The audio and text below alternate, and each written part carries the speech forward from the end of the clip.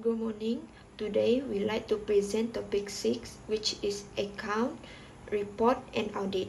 First of all, we like to introduce ourselves. My name is Kong Jung In.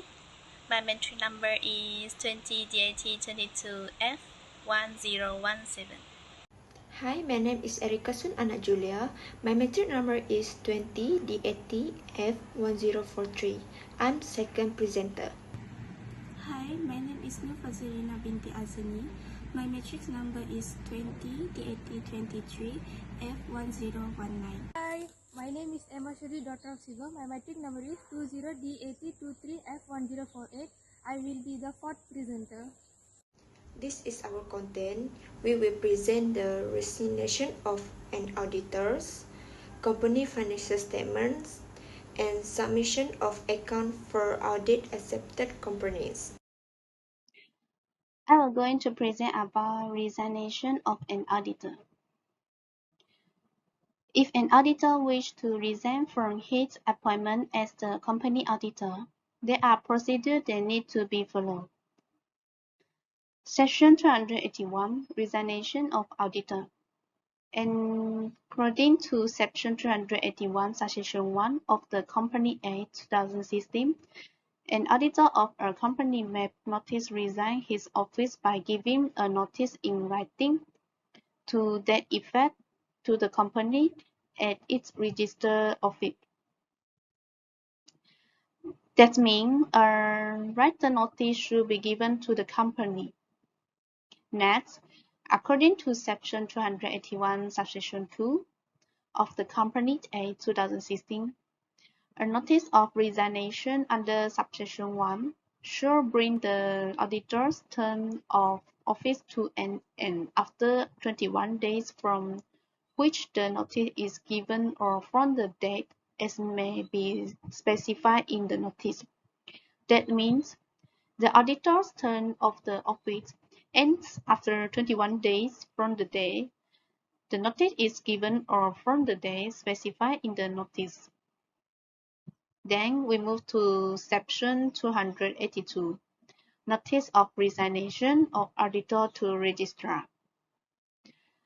According to Section 282, Subsection 1 of the Company Act 2016, where an auditor resigns his office, the company should send a copy of the notice to the registrar within 7 days from the receiving of a notice of resignation. That means, upon resignation, the company should send a copy of the notice to the registrar within 7 days upon receiving the notice. And next, Section 283, Right of Resigning Auditor of a Public Company. In the Section 283, Subsection 2, the auditor may give the notice of resignation referred to in Section 281 together with a signed requisition calling on the directors of the company to immediately convene a general meeting of the company for the purpose of receiving and considering the explanation of the circumstances connected with his resignation as he may wish to place before the meeting. So refer to the section 283, section 5 of the Company Act 2016. The director should hold the general meeting required under his section within 28 days from the date of the receipt of the notice of a requisition made under subsection 2.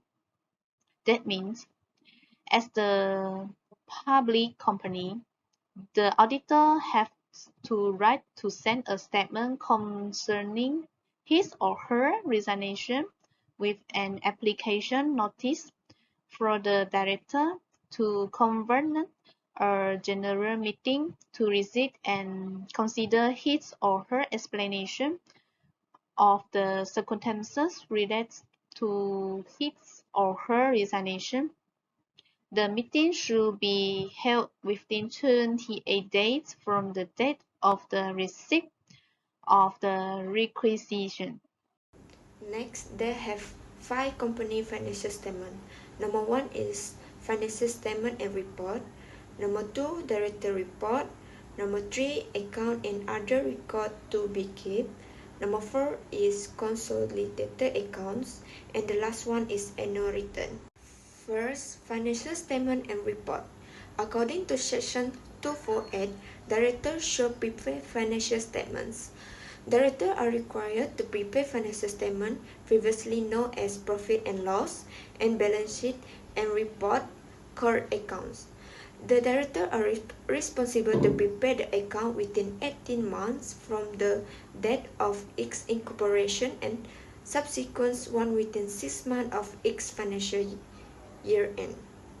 Besides that, according to section 249 subsection 1, general requirement for financial statements, it is provided that annual financial statement of a company should give a true and fair view of the following: the company financial position for the financial year end, and the second one is the company financial performance for the financial year.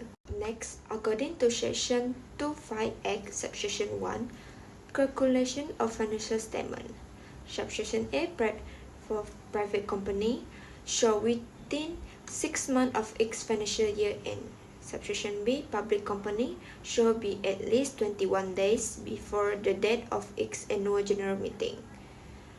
According to section 259, lodgement of financial statement within the registrar.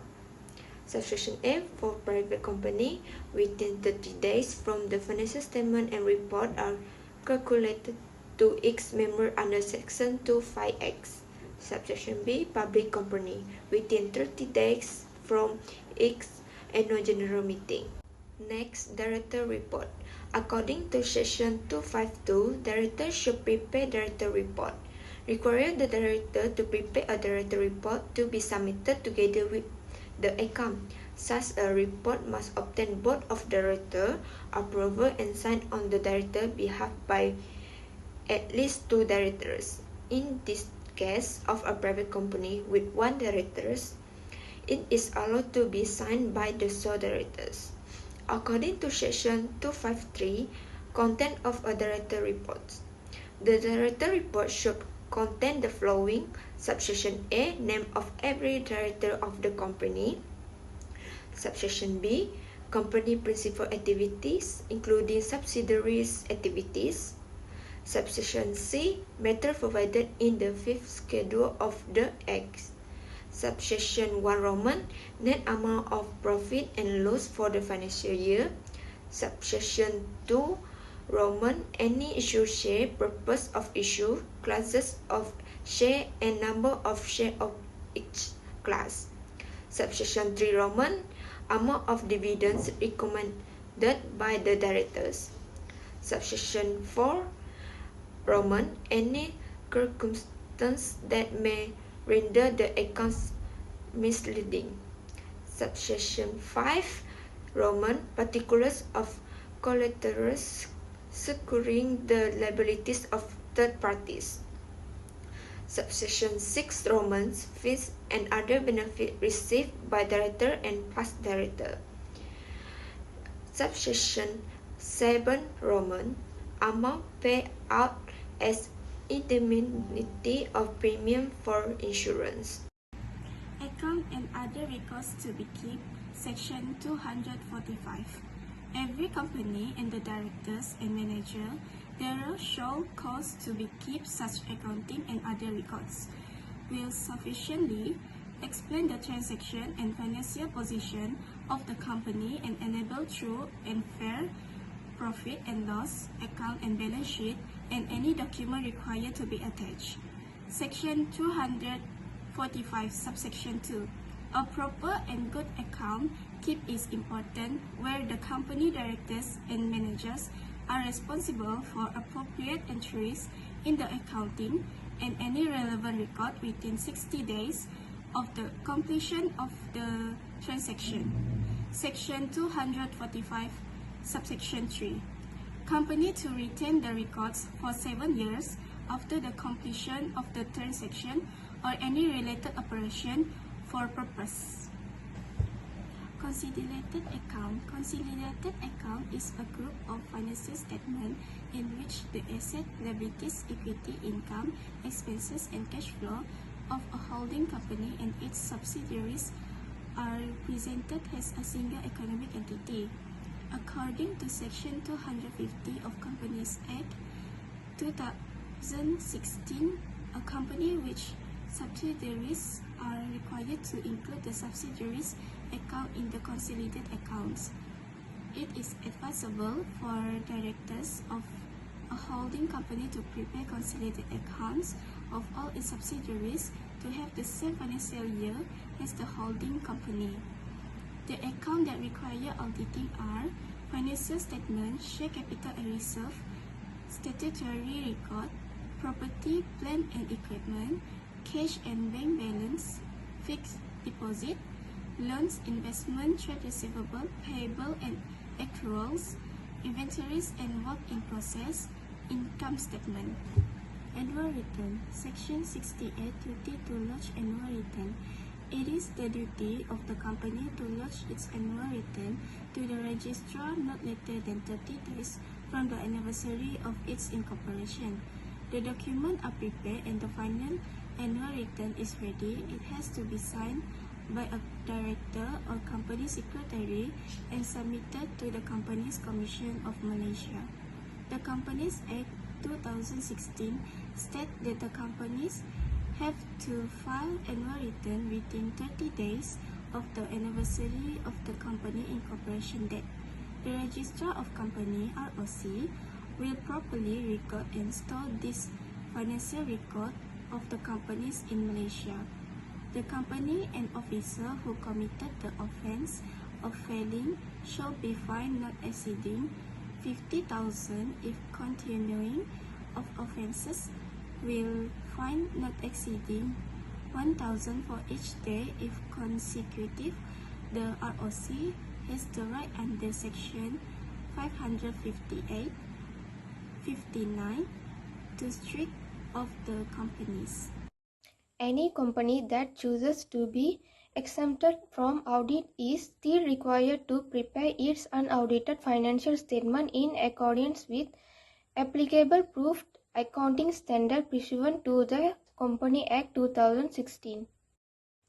Any company that makes a choice for audit exemption must submit the unaudited financial statement with the registrar together with required certificate in compliance.